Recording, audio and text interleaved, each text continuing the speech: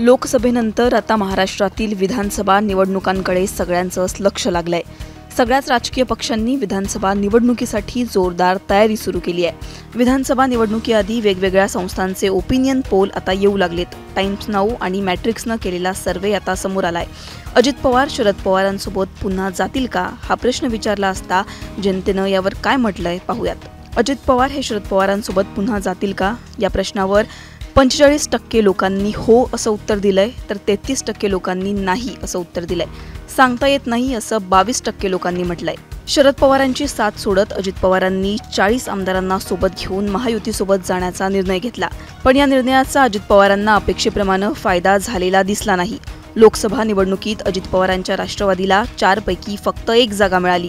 लोकसभेतील पराभव आपण स्वीकारला असून आता सगळं लक्ष विधानसभेकडे केंद्रित केल्याचं यावेळी अजित पवार म्हणाले होते।